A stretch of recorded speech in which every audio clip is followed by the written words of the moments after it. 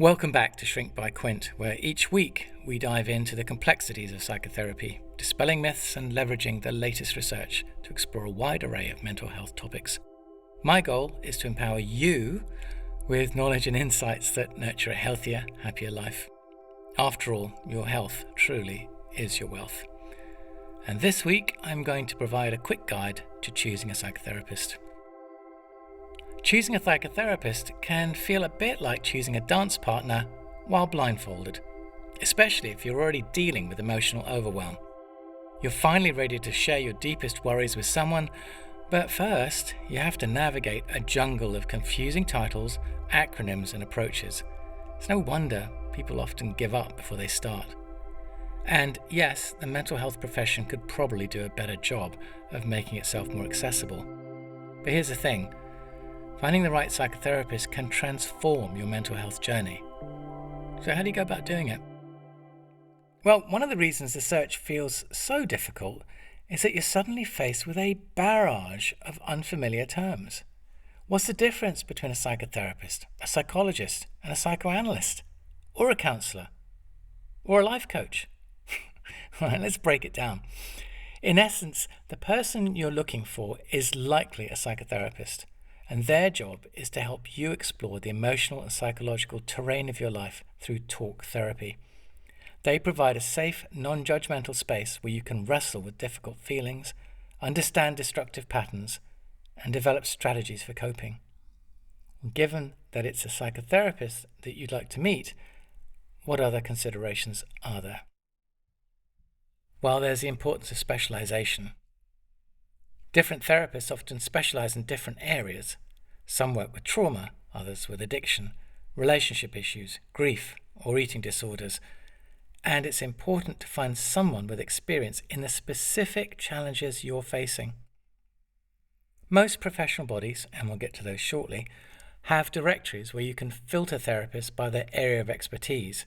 And that's worth doing because a therapist who's brilliant, say, with couples, might not be the best choice if you're dealing with childhood trauma. Cost and accessibility. Here's another elephant in the room. Therapy can be expensive. The NHS does offer therapy services, but waiting lists can stretch for months.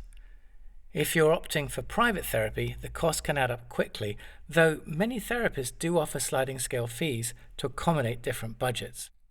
Now, it's worth noting that the first session is often free, or at least discounted, and this is your chance to get a real feel for whether the therapist's style and approach resonate with you, without having to commit to anything long term.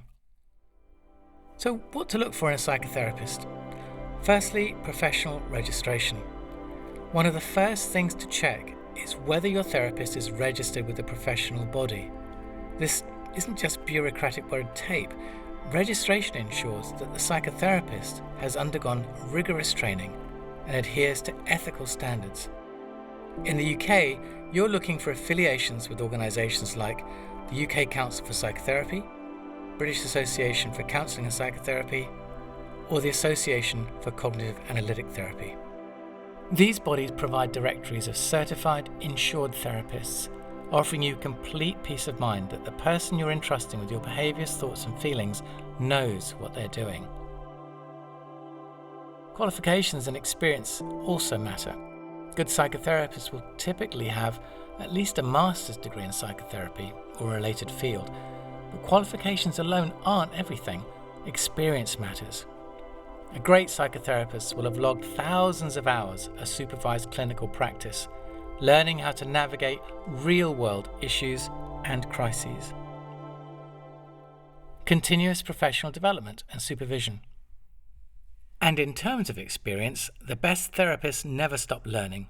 Professional bodies will require that any qualifications will depend upon continuous professional development, ongoing training to stay up to date with the latest research and best practices. They'll also have regular clinical supervision, which allows them to reflect on their work with clients and keep refining their approach. So you want someone who's constantly honing their craft, not just resting on their credentials from 10 years ago. Insurance. Lastly, it's easy to overlook insurance, but it's worth asking if your therapist carries professional liability insurance. This might sound dry, but it's an important marker for professionalism. Only properly qualified therapists can get insured, so it's an extra layer of validation that you're in capable hands. And finally, all of this is important, but when it comes down to it, the most critical factor in choosing a therapist is how comfortable you feel with them. Therapy is a deeply personal process, and the right therapist for you is someone who makes you feel safe, understood, and genuinely listened to. No number of qualifications can replace that human connection. So trust your gut. If something feels off, it quite probably is. So choosing a psychotherapist doesn't have to be an overwhelming process. By focusing on key elements, professional registration, relevant experience, and a commitment to ongoing learning, you can be confident that you're making a good choice. But above all, trust your instincts. Therapy is as much about the relationship as it is about qualifications, so finding someone you click with on a human level is just as important as any certificate on their wall. Thank you for joining me today on Shrink by Quint. If you found this episode helpful, please subscribe, share it with others, and leave a review. Your feedback helps me continue to provide what I hope is valuable content to support your mental health journey. Because remember, your health is your wealth. Until next time, take care.